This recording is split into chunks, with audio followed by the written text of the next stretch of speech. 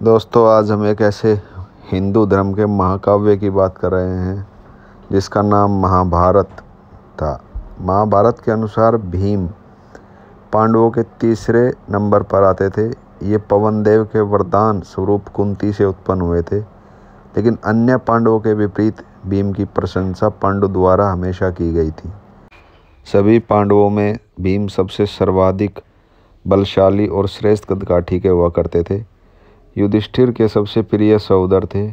भीमसेन पौराणिक बल का गुणगान पूरे काव्य में किया गया है।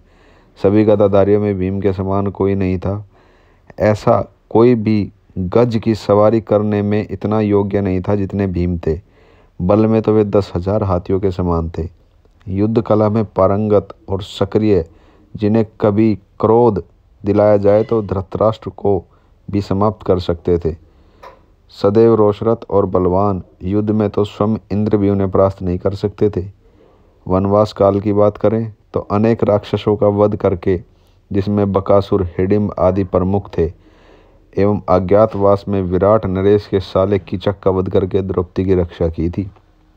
यह गदा युद्ध में भी बहुत प्रवीण थे एवं द्रोणाचार्य और बलराम के शिष्य थे। युधिष्ठिर के राजसूय यज्ञ में राजाओं की कमी होने के कारण मगध के शासक जरासंध को परास्त करके उन्होंने 87 राजाओं को मुक्त कराया था। द्रौपदी के चीरहरण का बदला लेने के लिए उन्होंने दुशासन की छाती फाड़कर उनका रक्तपान किया। दोस्तों, आज हम जिस किरदार के बारे में बात कर रहे हैं, हम उसके बारे में थोड़ा सा बताएं। अमृतसर के सरहली नामक गांव के रहने वाले प्रवीण कुमार सोबती का जन्म 6 सितंबर 1946 को हुआ था। एक इंटरव्यू में प्रवीण ने बताया था कि बचपन में ही मां के हाथ से दूध, दही, देसी खाने की वजह से उनका शरीर काफ़ी भारी भरकम हो गया था। उनकी बॉडी देखकर स्कूल में सब चकित रह जाते थे। हेडमास्टर ने उनके शरीर को देखते हुए उनको गेम्स खिलाना शुरू कर दिया था। धीरे धीरे वो हर प्रतियोगिता जीतने लगे।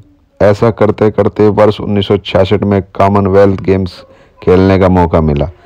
जमैका के किंगस्टन में आयोजित कॉमनवेल्थ गेम्स में उन्होंने डिस्कस थ्रो में सिल्वर मेडल जीता।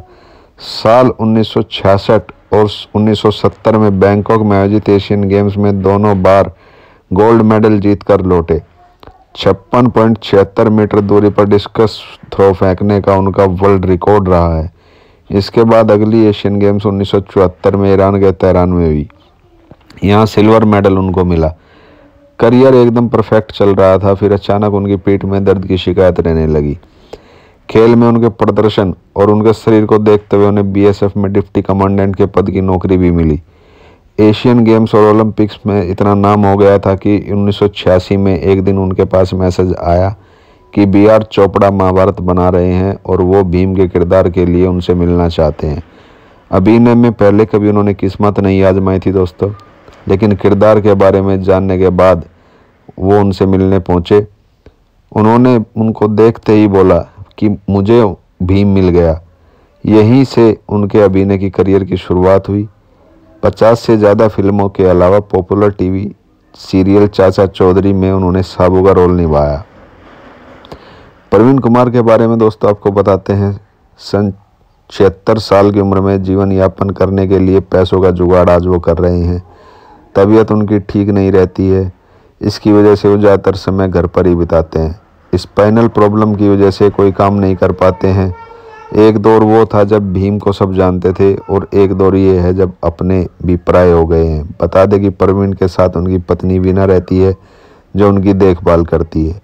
वहीं उनकी बेटी की मुंबई में शादी हो चुकी है। दोस्तों, प्रवीण ने पंजाब सरकार से शिकायत भी की है कि मेडल जीतने वाले हर खिलाड़ी को वहाँ पेंशन दी जाती है, जबकि प्रवीण को ऐसा कुछ नहीं दिया जा रहा। उन्होंने देश के लिए इतने मेडल जीते हैं, गोल्ड मेडल लेके आए हैं, लेकिन फिर भी पंजाब सरकार उनको नज़रअंदाज कर रही है। उन्होंने इस पर नाराज़गी जाहिर करते हुए पंजाब सरकार से पेंशन की गुजारिश की है।